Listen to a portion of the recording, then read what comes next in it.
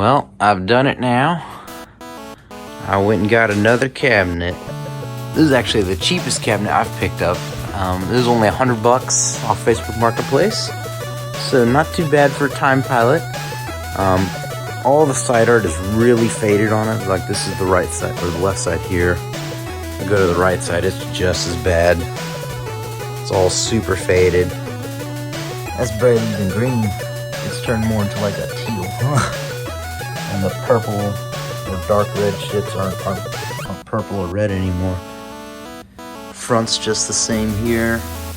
All the artwork's just pretty bleached. We gotta screen it, and it has, let me get a light on it. Has a little bit of burn-in. You can kind of see like score burn-in up at the top. Looks like Time Pilot burn-in too. So, not too bad. There's a little bit of a dot in the, yeah, that's where your Time Pilot ship is. So yeah, it has Time Pilot burn-in, which, no problem with that. It's got a Monroe joystick in it, the original one, so that's nice. You don't see those very often. Coin door has both the reject caps. That's always fun. Usually they're missing. But if we go inside of it, you'll be immediately disappointed to find it has a 60-in-1 board in it. Or more to be precise, a 48-in-1, because they cheaped out on it, I guess. Now, why did I end up finding this cabinet for $100? Because it does nothing when powered on. At least so says the owner. I wasn't going to check his knowledge on that. I was like, sure, whatever. I'll fix it. So, neck tube isn't snapped. So, it should theoretically be able to get it working unless it's just cooked. But it should be alright. I think I can get it working. I got a new cap kit for it and a new flyback for it as well. So what I'm going to do, I'm going to unplug everything and then check the power coming into this power supply, because this is now pretty old. These Century power supplies I feel like are pretty solid for the most part, but we'll go ahead and test it anyways, because power supplies are always the main issue for all your arcade problems. Oh, like the tags, there's a quarter down there. But yeah, so I'll go ahead and get this all hooked up and start working on it. Okay. I got it jerry-rigged. As long as you don't bump into it, that's okay. And I went ahead and checked all our power. I get 5 volts out of this, so this is running good. The power supply is still working. And I'm getting 120 out of that, so that means my transformer is still good, and that's working. So, I plugged everything in. This is the first time I'll be turning it on now, so I'm going to go ahead and test it. Hope it doesn't explode. Oh, sounds like we got noise. And that board is chirping or beeping, making coolers. I can hear a little something from the speaker.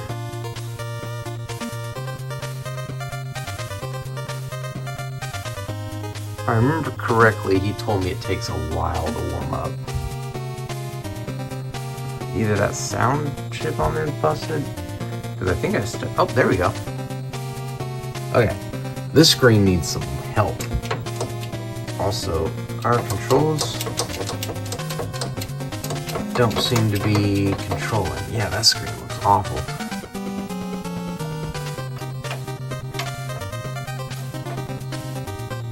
Oh, there we go.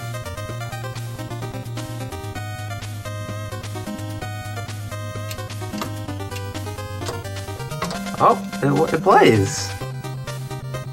Alright, so we don't get sound. I don't know if that's a speaker issue or what. But the game works.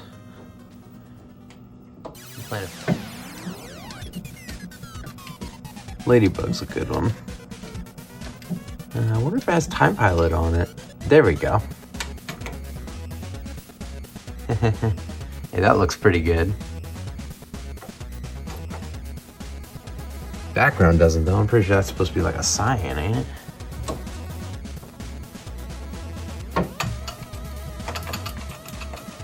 Ha ha ha ha. So really what was wrong with it was just the button up top here. That little dumb one there is bad. Otherwise, the cabinet completely works, aside from just having the crappiest screen you've probably ever seen. Yeah, you can kind of see what it's supposed to look like down there. That's like the teal it's supposed to be.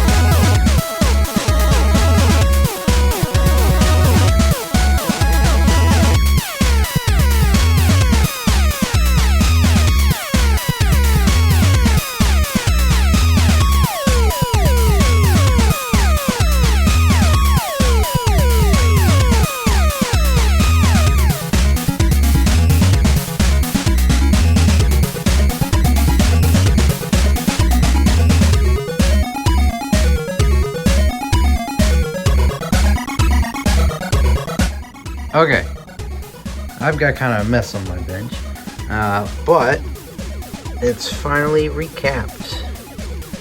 There's maybe, I capped that one, I just didn't mark it.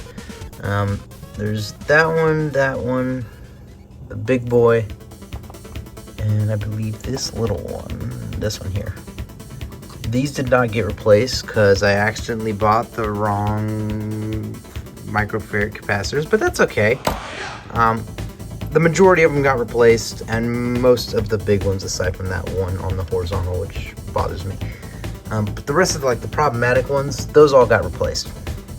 So now that's got new flyback on it, I want to go ahead and hook this thing up to the monitor, and hopefully we'll have image up here, because we kind of need that. So I'm gonna go ahead. Guess I'll clean up the cabinet a little bit and then throw this all back in there and then test it and see what we get. Wow, my video skills are amazing.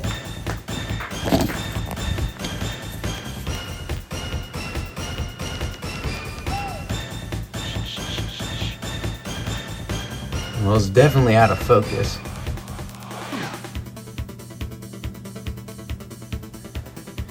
We got that brightness blowing way high up. So let's turn it down a little bit.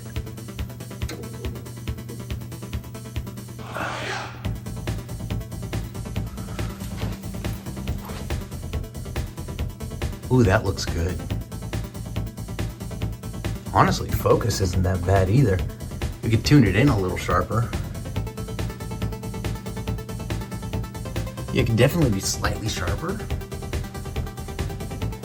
But that looks way better than it did before.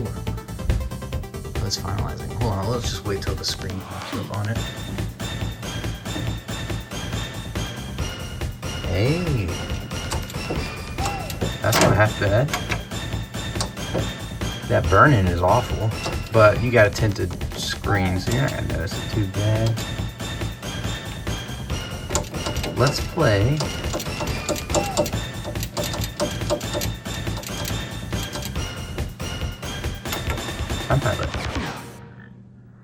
Okay, after that cap kit, oh, I just died. After installing that cap kit and putting a new flyback on it, I haven't tuned it yet, but look at the difference. That is a beautiful monitor. It definitely has burn-in. Like, yeah, you can really see it on a black screen like that, or on this one you can see well that burn is in and where the ship sits on Time Pilot. But that looks amazing compared to what it did. I mean, that's really so much better. It's very crisp too. I haven't even adjusted it to focus it in yet, so I could probably get even better. And I need to, unfortunately, mess with the conversions rings. I hate having to do that, but it's not quite right. Like, if you look at the bottom, you can distinctly pick out almost all three colors, green, blue, and red. So, at least for that first ring, we're gonna have to adjust it a little bit up top. It's, yeah, you can see it's off on these edges too. So yeah, it's not perfect, but man, is it good. Now that we've gotten the screen working, and it looks beautiful despite all the burn-in, we need to do something about the game board, because I don't really want an arcade cabinet with a crappy 60-in-1 board on it. So, what I have done, went ahead and bought a couple of things. I bought a Time Pilot board. An original one, not a bootleg. The bootlegs are pretty common for this game. I went ahead and bought this off of eBay. It wasn't too expensive because it has audio issues, which are actually fairly common with Time Pilot. So I'm gonna try and fix this board and get it working. But it supposedly does turn on and play, so we'll wire it in and test it at some point. I also bought a JAMA to Konami pin adapter, or harness adapter, and I did check to make sure that it actually was going to work, and it does look to be actually pretty accurate. So I'm going to use this so that way I can use the existing harness in there rather than rewiring the whole cabinet, because that's a bit excessive. And then I also went ahead and bought a high score save kit from Mike's Arcade, because I really like having... Oh no, it was from highscoresaves.com. I bought this a while ago, so pardon me for that. I like being able to save my high scores, because then when people come over, they can compete with them, and it's just more fun. So I went ahead and bought those three things: an adapter, high score save kit, and a board. So what I've got to do, and I already did a little bit of it off camera, I made a new cable, because this 40-in-1 doesn't need... It doesn't need plus 12 volts, but Time Pilot does. It needs plus 12 volts, it needs negative 5 volts. So I've made these harnesses here, and I've wired them into the JAMA harness to where now this thing is set up with 5 volts, or ground, 5 volts, negative 5 volts, and 12 volts. So that way we're getting all the power we need for Pulp, or for Time Pilot, to that harness. As for the controls, I'm not quite sure.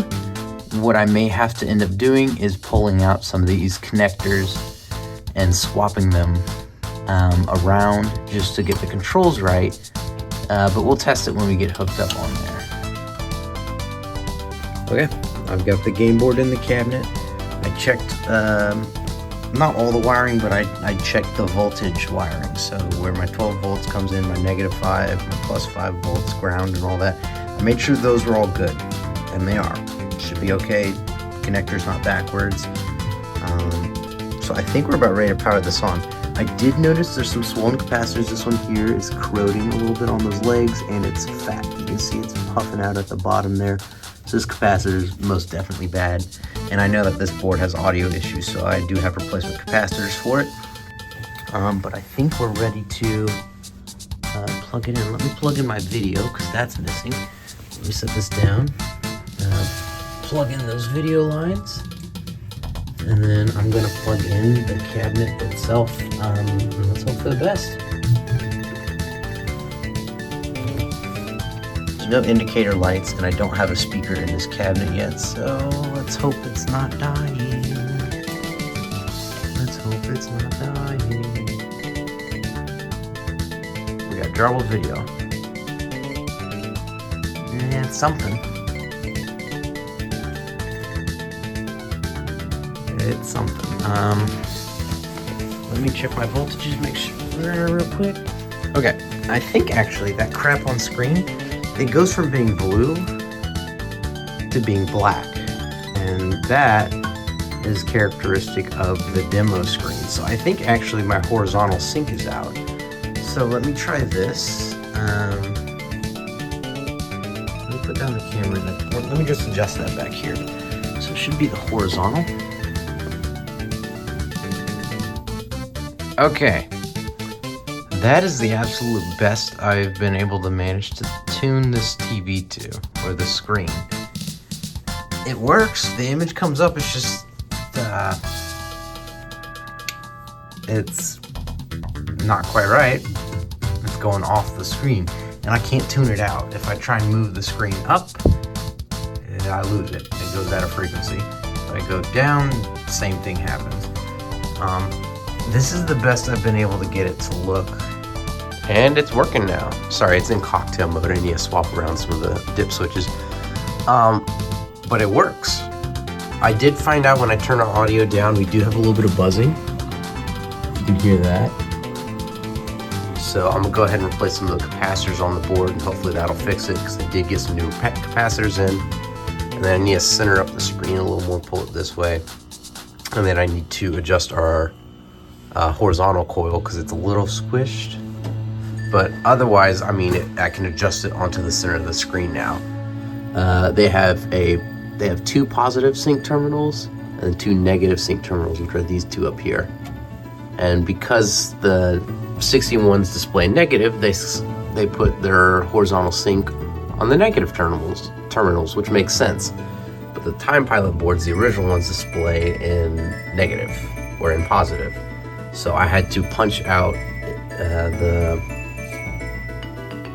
the sync line from the connector and move it down onto this one, so that way I can pop it into one of the positive terminals to where I'd be able to adjust it onto the screen. And that worked pretty good. So now we're here, and it works, it plays. I got the audio turned down so I could hear the buzzing, but yeah. I do need to fix some of the wiring, because for some reason starts my fire button, so that's funny. Yeah, it works. Okay, I just spent way too long working on this, but I've got our colors pretty well set up now. I've spent the last 2 hours or so adjusting this monitor, messing around with the conversions rings and stuff like that, and I think that's pretty good. If you ask me, that looks pretty darn crisp. I don't think you're going to get a whole lot better than that out of it. I did replace the flyback when I recapped this, and that new flyback went bad, so I threw the old one back in there. They don't make them like they used to, I guess. But yeah, I think that's good right there. I'm going to put some silicone on those rings so that way it won't get out of whack again, hopefully. No work needs to be done on the screen anymore. I got all the cable management pretty well cleaned up. So I think it's time to start working on the side art and putting some of the metal hardware and stuff back on as well. Yeah, it's coming along good. We're getting there. Man, that screen looks beautiful.